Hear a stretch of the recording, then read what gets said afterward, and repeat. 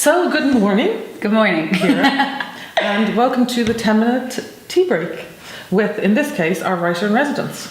And we're delighted as the new theatre to have you for the whole year as our writer in residence. So our chat this morning, although Ciara has a production that you'll be doing later in the year with us, our chat is mainly going to be about your career to date and also processes of writing. Great. What's in your cup? Okay, right now? Yeah, what's in your cup right now for the 10-minute tea break? It's tea. Delicious, sugary tea. Okay, so you're a proper caffeine addict like the rest absolutely, of us. Is that important in writing?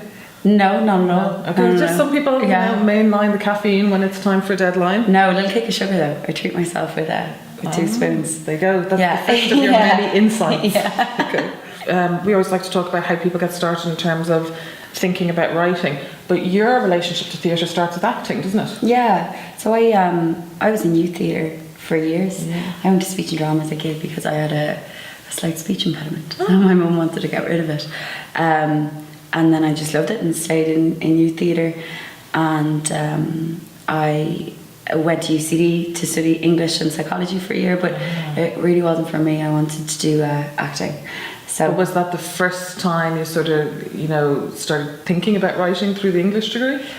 Sort of. I always really liked writing, but I never imagined that I could write a play or anything for theatre. So I did a course in performance arts in Bray, Institute of Further Education, which was really lovely. And then I did my degree in drama performance in DIT.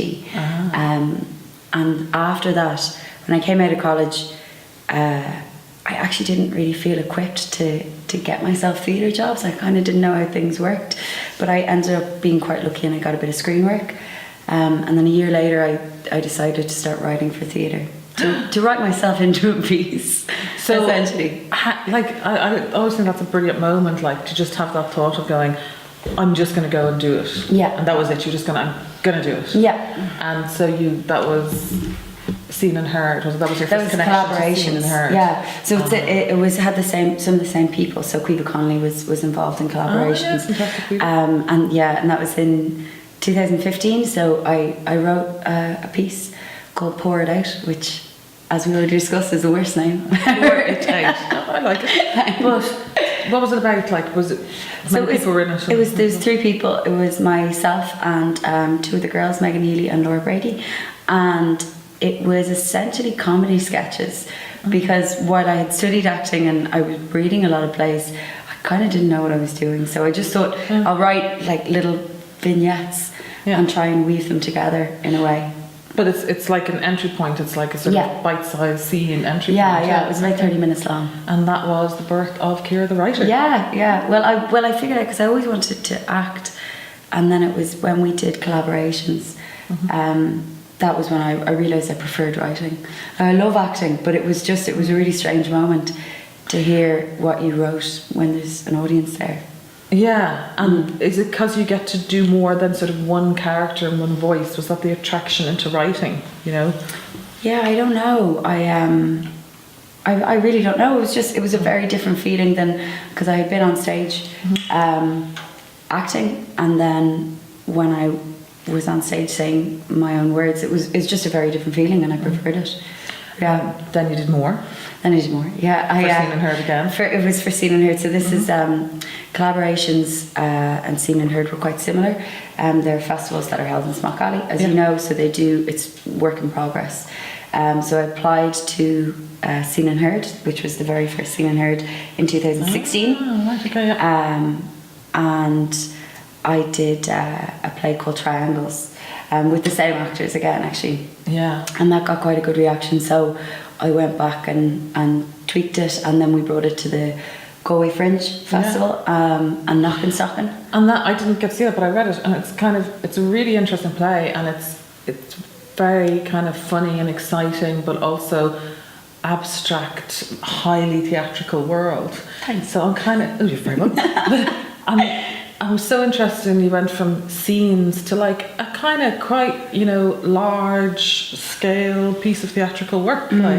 So how, was that a big leap for you in terms of your actual sitting down to write the play? I think it was a bit of confidence, because I was really nervous about the first thing I'd written, and I was kind of like, this is going to bomb, and I'm going to ruin everyone. But when it went well, poured out went well, I kind of thought, oh, okay, then Brilliant. maybe I'll just try and do whatever I like a little bit. Yeah. So that was just me trying to figure out what I liked, more or less. Yeah. But you took that around, so went to Galway and came back to Dublin and had a kind of run at the International. Yeah. Which is great, because I mean, you know, for somebody's second play, that's great. But what did you learn having the audience in front of the work? You know, because that was a number of different audiences. Yeah. You know? Well, there's no better test of material than meat in the room. So it went quite well. It was funny actually. It went really well in Seen and Heard in Dublin, and then when I brought it to Galway Fringe, I changed the ending, and I gave it quite a dark ending, and that did not go well. I thought well, like people were very complimentary, but it was a very different feeling, because I was used to hearing some laughs. Yeah. And then when it was dark, it was quite silent, and it was strange. So it was very difficult to gauge. So I retweaked the ending again for Dublin. So it was still a comedy. It's really interesting that you had that opportunity so early to have audiences and be able to sort of like work the material and reaction to audiences. Yeah. You know, I think that's like one of the fastest learning curves any writer can have. Yeah, absolutely. You know? Like it was great in all respects, because I was also producing it for to kind of do that mini tour as well, which is terrifying. Yeah. So it really makes you terrifying in the sense that you were carrying all the financial weight of that, I imagine. Kind of, yeah. Kind of. You bet your house on the work. Or my lack thereof. Well, yes, your rent money. Whatever. Yeah. No, but I mean, so you know, it's very true for most writers, I think, nowadays, in our theatrical world or business at the moment, that I think a lot of writers start out having to do that, sort of invest in themselves in a way, you know, which brings its own pressure to bear as well, you know. It's funny, because actually that can end up in some ways dictating your work, because I never I never even applied for funding, because I just thought that's so far away from us, so we had to self-produce. So then as I was writing, you know, very early on as I was writing, I was thinking, okay, no set, no props, let's go. So, you know, let's make this nice and light to bring it on tour. So in some ways, because I was self-producing, it was dictating scale quite a lot. Okay. Yeah, it's an interesting point then. That's because you are also the producer, it's so much in your mind in terms of what the dramaturgy, if you like, of the play can be. Yeah. And there's more plays to talk about as it continues on, but let's just sort of like talk about the wider ideas around playwriting and stuff. So some of the rapid fire round of questions. What's your favourite, or in fact we'll give you top 3 favourite plays? Okay. They change a bit sometimes. Well, I have a couple of plays that I keep in my bag, or I bring one with me sort of everywhere I go, which is Terminus by Marco Rowe. Oh yeah. The One by Vicky Jones as well, which was, I think, premiered at the Soho and had Phoebe Waller-Bridge in it. Fantastic comedy. Yeah. So that's a really beautiful play. It's really funny and it's really dark, and it's brilliant. I really like Dry Right. And then either Fleabag by Phoebe Waller-Bridge again, or I'm reading Iphigenia's Plot by Gary Owens at the moment. I'm rereading it. It's also really good. A very funny, if at times very dark. Very funny, yeah. So you mentioned Phoebe Waller-Bridge, and there's been a slew of sort of articles about the rise of, you know, acerbic comedy writing by women.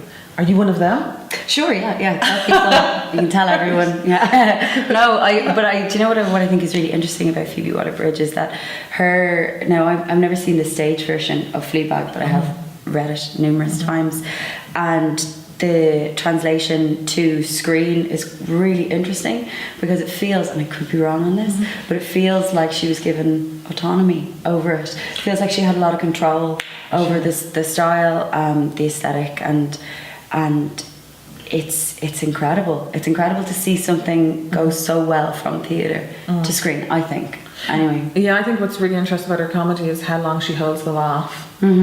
She like makes you go through all the awkwardness of the social encounter at any given scene, right until the very point where you get the payoff of the laugh. Yeah, like, absolutely. And she also doesn't shy away from anything that's really graphic and sexual in nature, which is really funny, but it's kind of shocking in a way, because you don't usually hear that from women, not necessarily from straight from women's mouths.